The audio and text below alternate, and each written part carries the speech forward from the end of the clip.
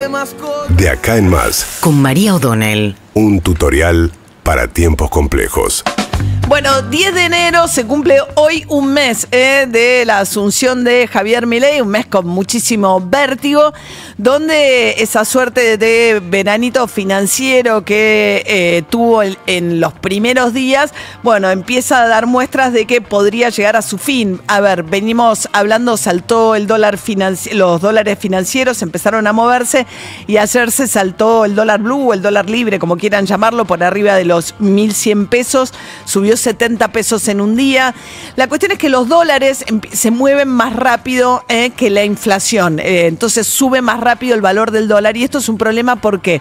Porque el gobierno apostó a dejar la tasa de interés de los pesos por debajo de la inflación. Entonces, diciendo que aún así te convenía quedarte en pesos porque se suponía que el dólar no se iba a mover tanto. Ahora, si el dólar empieza a saltar, se rompen todas las expectativas y se vuelve a generar la expectativa de que la devaluación tan brusca que hizo Javier Milei al asumir en el gobierno hace apenas un mes, bueno, de el paso a una nueva devaluación relativamente pronto, si es que la inflación sigue alta como está este verano y pasa esto con los dólares financieros.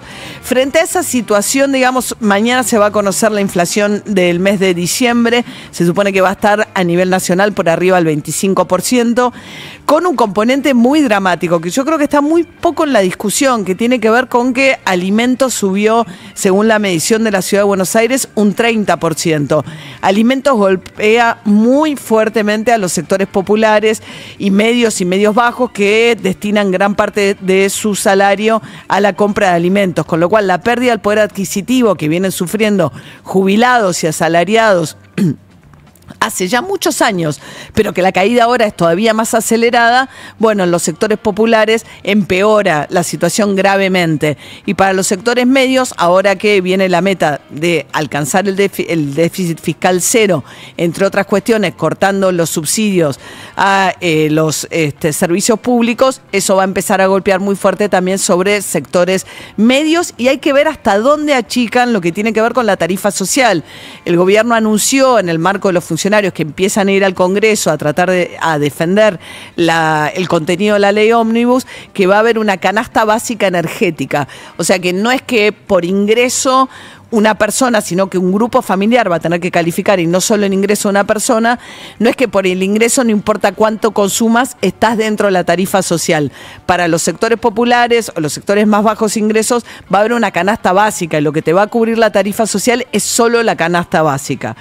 Mientras tanto, Manuel Adorni, el vocero presidencial, le echó la culpa de estos movimientos al Congreso. Justamente dijo que las dudas que aparecen en el Congreso respecto de cuándo y cómo saldría la ley ómnibus del Congreso Nacional y además los amparos judiciales a los que los distintos jueces le fueron dando lugar, generan una incertidumbre que, según Adorni, es la explicación de lo que está pasando, de estos nubarrones que aparecen también en la cuestión financiera. La verdad es que se inició finalmente el trámite en la Cámara de Diputados ayer de la ley ómnibus, que tiene un artículo que ratifica el mega DNU de Javier Milei. Y después tiene otros 600 artículos que abarca otro amplísimo abanico de distintas leyes, códigos, regulaciones que buscan modificar de un solo plumazo.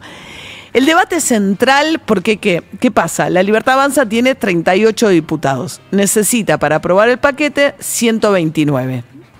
Está la línea más negociadora dentro del gobierno, que yo creo que por imperio de la realidad se va a tener que imponer finalmente, o sea, tratando de buscar ciertos consensos, que busca tender puentes. Ahora, esos puentes que necesitan necesariamente el apoyo de la Unión Cívica Radical, la coalición cívica y el peronismo disidente, digamos, el peronismo de Miguel Ángel Pichetto, de Nicolás Mazot, etcétera. ¿Qué pasa? Si vos tenés 38 y necesitas 129, no te alcanza. Con esos 38, ponele que le sumes la línea dura del PRO, que en la línea de Patricia Bullrich apoya todo lo que llegue del Congreso, del gobierno, del Poder Ejecutivo, en ese caso Diego Santilli o Cristian Ritondo, etcétera. Aún así no te alcanza. ¿Qué le están diciendo los radicales y la coalición cívica? Pues sabemos que el kirchnerismo se opone y se va a oponer al paquete completo. Bueno, tienen que ir a buscar los que sí pueden apoyar. Ellos que dicen, objetan por un lado la delegación de poderes, que la defensa, y ayer dijo Barra, y vienen defendiendo un poco el gobierno, dice, siempre hubo delegación de poderes, hace muchos años que hay gobiernos que recurren a los decretos, pasando por alto las atribuciones del Congreso, que declaran emergencia para tener más atribuciones en el Ejecutivo, pero nunca nadie le pidió tanto en materia de delegación de funciones al Congreso como le está pidiendo Milei, que son 2 años de una emergencia en muchas áreas, no solamente la económica, también la había pedido en el inicio de su gobierno Alberto Fernández, pero prorrogable por otros 2 años por sola decisión del Poder Ejecutivo.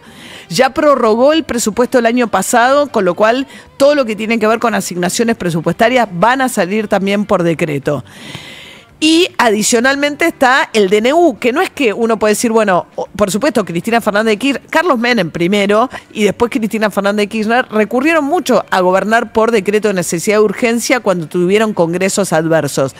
Pero el tema no es la cantidad solamente de decretos, sino que dice cada decreto. Y el único decreto que saca, que pretende Javier Milei aprobar también dentro del marco de esta ley ómnibus, es un decreto que modifica y elimina otras 300 normativas. O sea, no es solo individualmente cuántos decretos firma, sino el contenido de cada uno de esos decretos. Entonces, lo que está diciendo sobre todo la coalición cívica y el radicalismo y los gobernadores, porque cada uno negocia su parte, a los gobernadores patagónicos les importa la cuestión de la pesca, a los gobernadores del centro del país les preocupa el corte del bioetanol, digamos, son tantos los intereses, pero no intereses sino sectoriales en términos de distintos sectores de la producción, el trabajo, etcétera, que se verían afectados o cambiarían las normas con este decreto más la ley ómnibus, que cada uno tiene cuestiones particulares más allá del posicionamiento ideológico que le interesa discutir sobre este decreto. Pero digamos, básicamente la Unión Cívica Radical y la coalición cívica lo que están diciendo es, la delegación de facultades que están pidiendo es excesiva, es muchísimo. La disponibilidad de privatizar, porque lo que dispone, en lugar de ir cada ley a discutir, bueno, cada empresa pública que vos quieras privatizar, como fue incluso en los tiempos de Menem, dice, todas las empresas públicas se decretan en estado de disponibilidad para ser privatizadas. Bueno, dice, no, eso es un montón. Cada vez que quieras privatizar una empresa pública, vení, lo charlamos en el Congreso. Y la otra cuestión a la que apuntan también, que están tratando de acotar, es la fórmula de movilidad jubilatoria. Sabemos que la fórmula de Alberto Fernández fue un desastre porque en un contexto de alta inflación, como ajusta por las 3 meses de inflación pasada, los jubilados fueron perdiendo. Solo lograron acompañar los de la mínima y con retraso un poquito la inflación con los bonos. Bueno, Milei dice, anulemos esa ley y quiere poder disponer por decreto, con la periodicidad que no sabemos, porque sería por decreto y con absoluta arbitrariedad, cómo van a ser de acá en adelante los aumentos jubilatorios, que es una parte muy significativa de lo que tiene que ver con las asignaciones dentro del presupuesto nacional. Bueno, el radicalismo, la coalición cívica, el peronismo disidente, las fuerzas que son fundamentales para que pueda avanzar Javier Milei en esto, piden por lo menos discutir estos puntos, más allá de algunas cuestiones puntuales. Y ahí tiene que tomar una decisión el gobierno, si muestra la flexibilidad necesaria o se muestra muy intransigente. Y se lleva a su propio gobierno a una situación muy difícil.